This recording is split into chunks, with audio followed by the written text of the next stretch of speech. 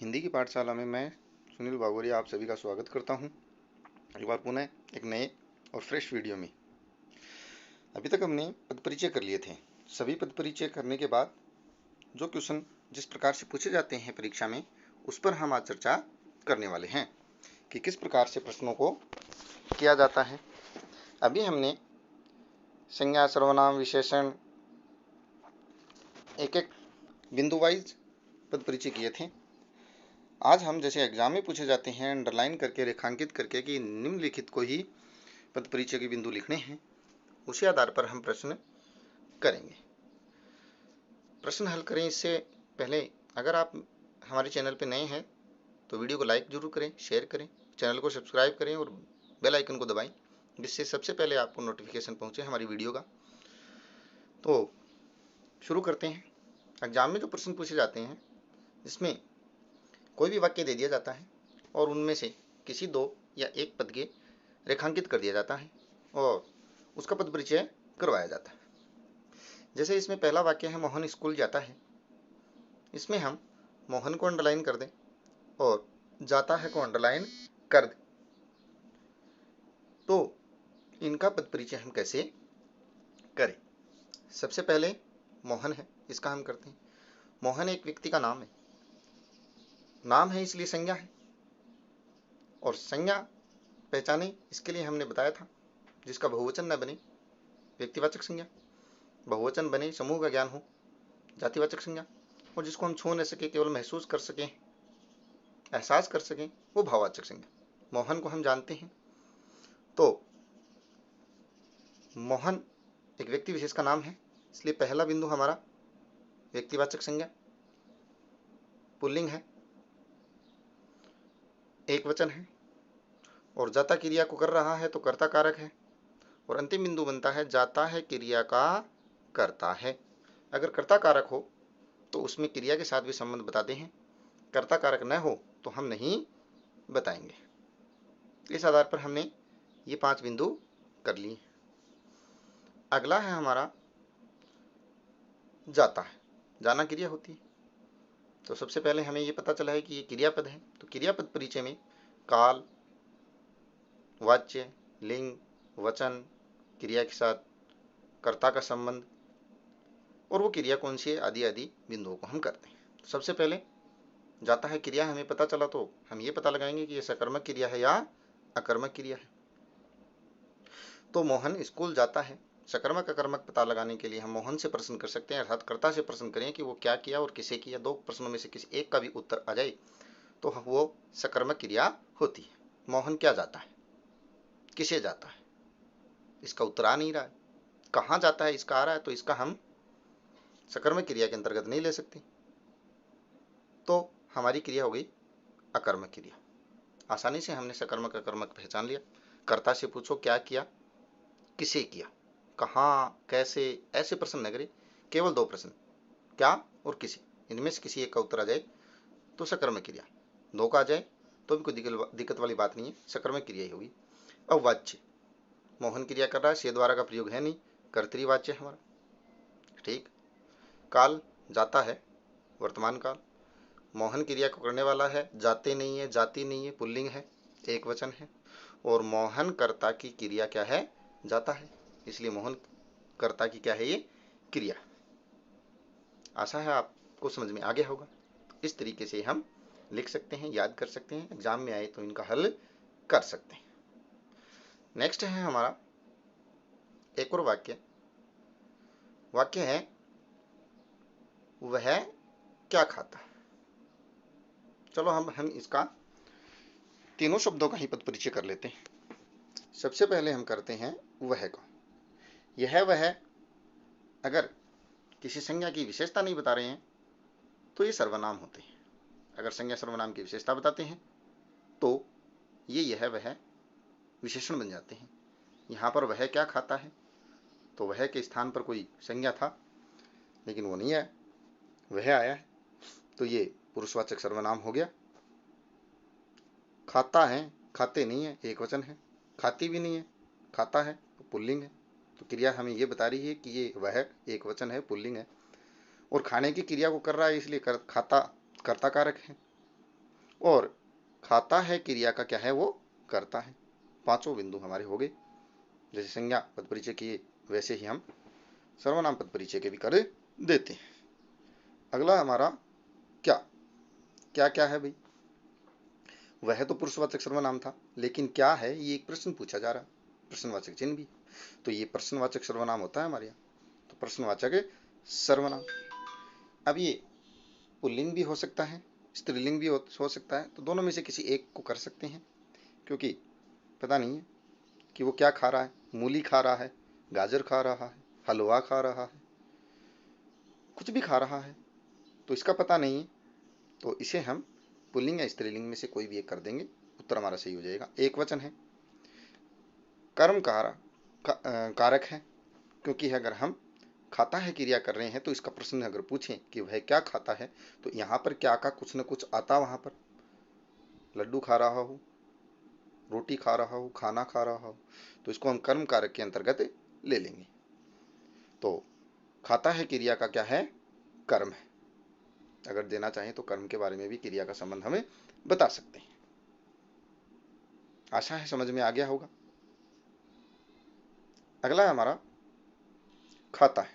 सबको पता है कि हमने यहाँ पर खाता है क्रिया को कर्म के साथ जोड़ा था, तो क्रिया होगी हमारी सकर्मक।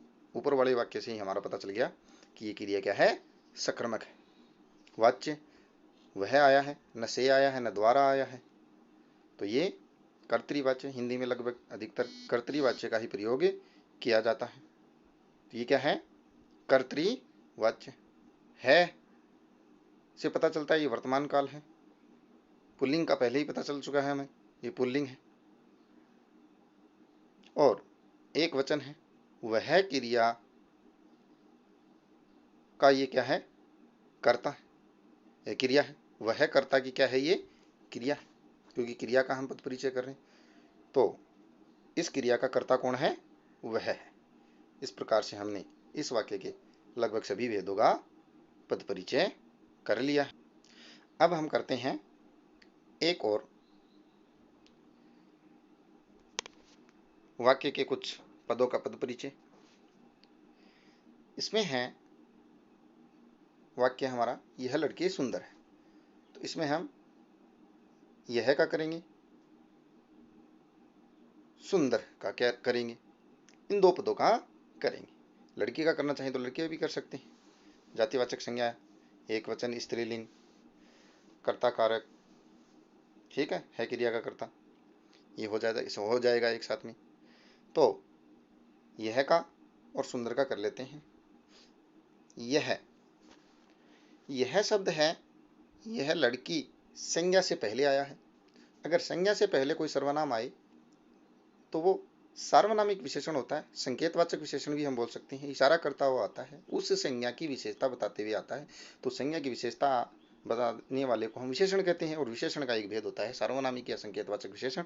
तो चूंकि ये सर्वनाम शब्द तो है, लेकिन से लड़की की विशेषता बता आ रहा है कि यह लड़की सुंदर है, इशारा करता हुआ आ रहा है, तो इसको हम सार्वनामिक विशेषण लिख सकते हैं या संकेतवाचक विशेषण भी लिख सकते हैं। लड़की एक वचन है, लड़की है स्त्रीलिंग है, और लड़की विशेष्य का ये क्या है, विशेषण है। ठीक, अगर गुणवाचक होता तो हम उसकी अवस्था भी बता देते, मूलावस्था है या उत्तर अवस्था है या उत्तम अवस्था, ये भी हम बता देते। अब ये सार्वनामिक विशेषण है तो इसके इतने ही बिंदु बनते। नेक्स्ट है सुंदर। सुंदर है तो ये गुण को बता रहा है, गुणवाचक विशेषण। यहां पर हम एक बिंदु और जोड़ सकते हैं, मूल अवस्था, मूलावस्था कोष्टक में भी डाल सकते हैं। सुंदरतर उत्तरावस्था, सुंदरतम उत्तमावस्था। तो ये सुंदर है तो मूलावस्था में ही है। एक वचन है, स्त्रीलिंग है, और लड़की विशेष्य का विशेषण है।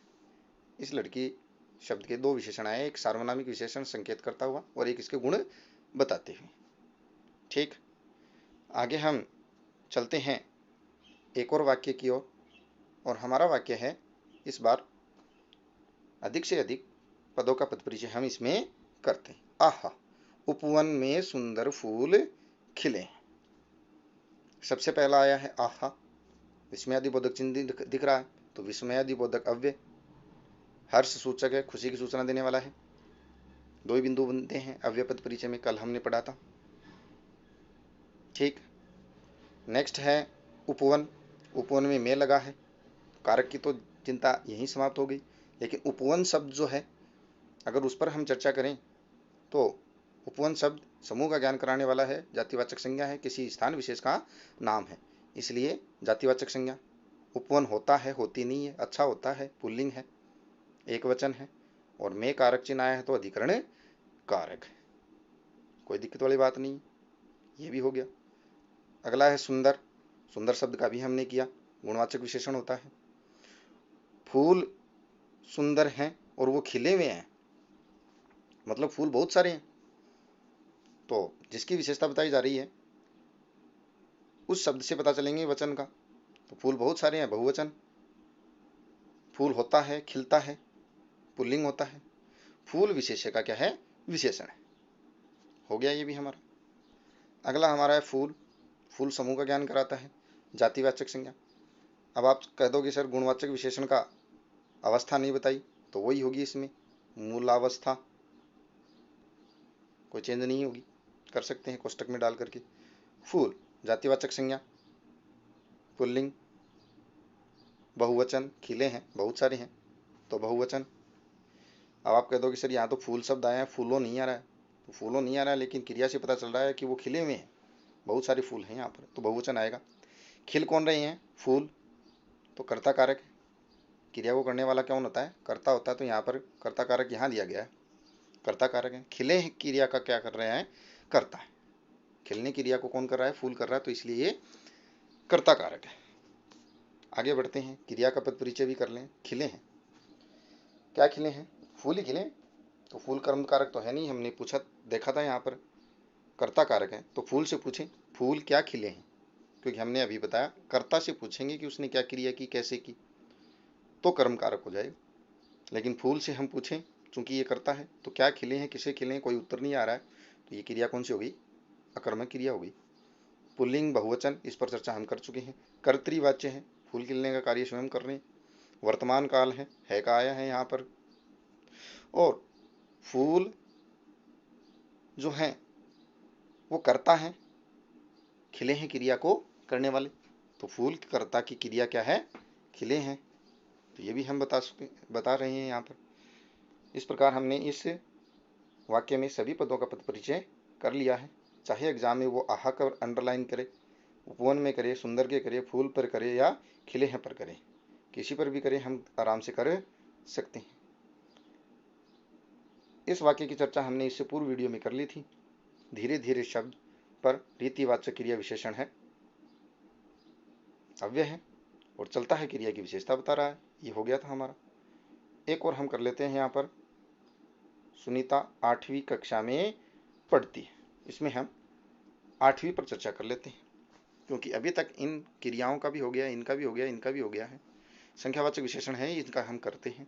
सुनीता का अगर करें तो संज्ञा है, व्यक्तिवाचक संज्ञा, एक वचन, स्त्रीलिंग, कर्ता कारक, पढ़ती है क्रिया की करता है। ठीक, 8वीं का हम कर ही रहे हैं, तो ये क्या है, संख्यावाचक विशेषण है। क्रम सूचक बोल दो, या निश्चित संख्यावाचक विशेषण में भी हम इसको ले सकते हैं, गलत नहीं होगा।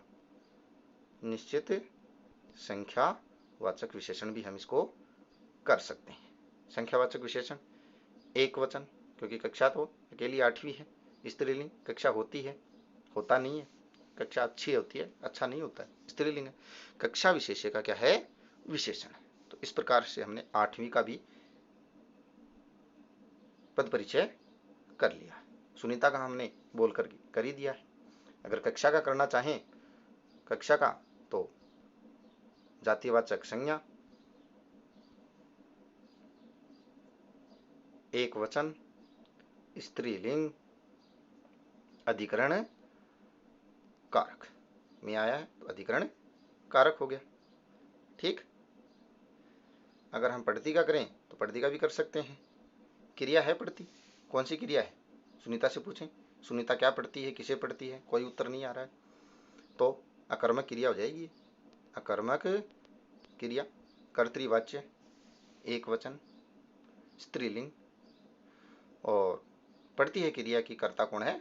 सुनीता, वर्तमान काल है।